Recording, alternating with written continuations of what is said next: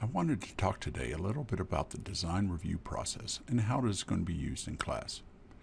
In the design process, it is rare that you get everything right the first time. It is normally an iterative process between various aspects of the team until you reach a consensus and can move on to the next step in the process. This process could be addressed through face-to-face meetings and emails. The problem is that every step of the process could cause delays and inefficiencies in the design process. Just trying to set up a meeting and communicating with all the relevant parties can be difficult and time-consuming. BIM products were designed to streamline this process and hopefully make the design and build of a project more streamlined and efficient, and as byproducts, cheaper and quicker. As an example, let's look at a design process. You are part of a design team and you finished part of a design and have sent it off for review. I'm the contractor or interested party. I've received your design and begin to review it. Does it meet the needs of the design? Have those needs been properly addressed in your submittal? When I have a problem or a question, I can address it by making markups in the design drawing. When I have finished marking up the drawing or report, I can then create an issue. An issue is a way for me to consolidate the problems and questions that I have in your design.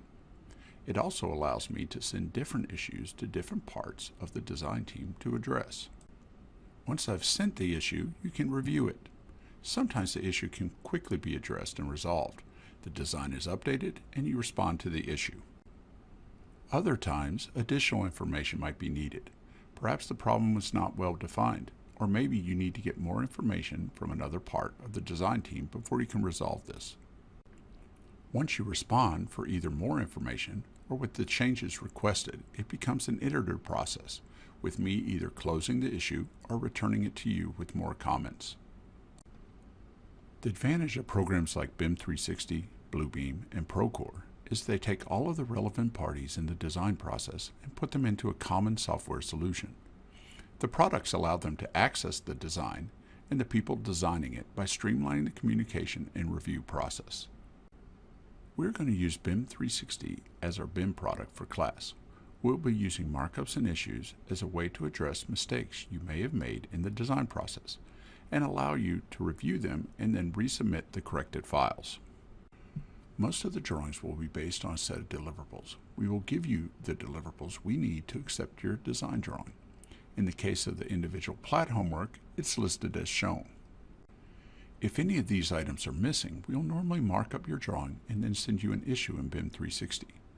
Until you add the minimum items, your grade is a 0. When you've corrected the problem and resubmit, we'll grade your work. If everything we need to see in your file is there, we'll begin grading your homework. If it is missing, we'll ask you to resubmit again. I want to make something clear in the case of a resubmittal.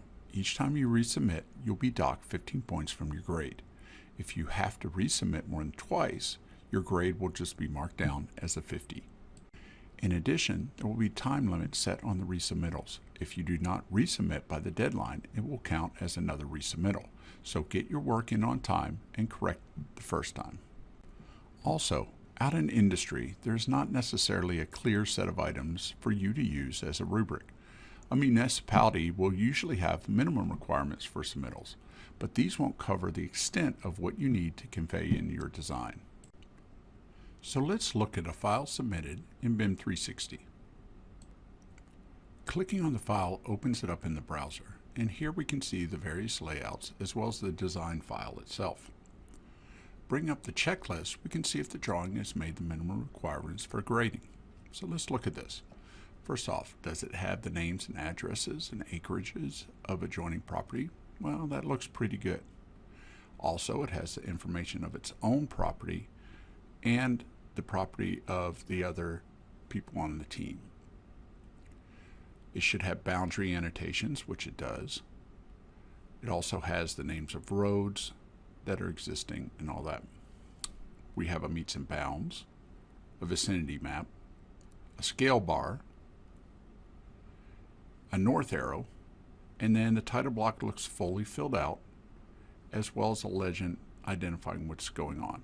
So in this case, it's met all the minimum requirements for grading. So what we can do now is we can go into the markup and start marking up different things that will give you your final grade.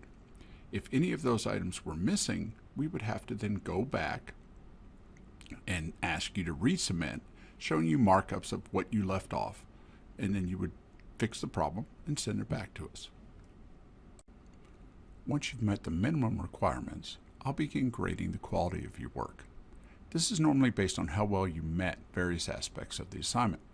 This can include how well you identify the individual items and address them in the drawing.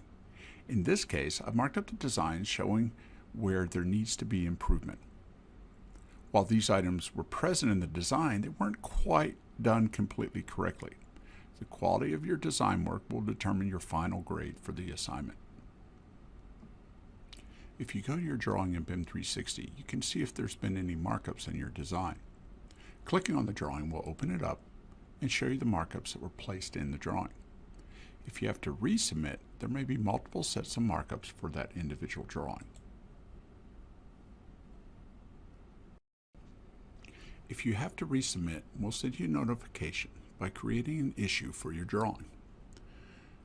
When creating an issue, if we come in and go to Issues, what we'll send you is something like this. We'll pick a location where there's the item missing. We'll go ahead and type in something like need for resubmittal.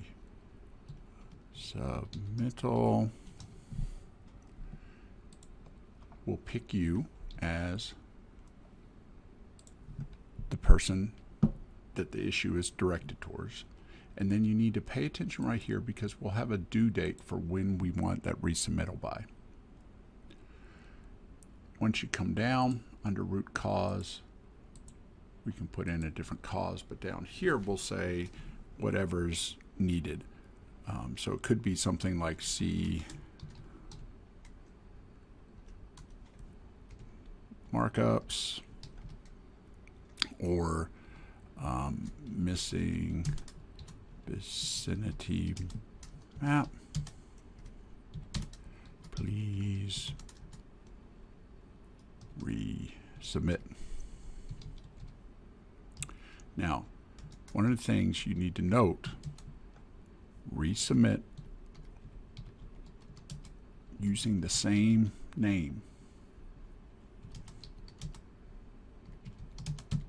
for your file.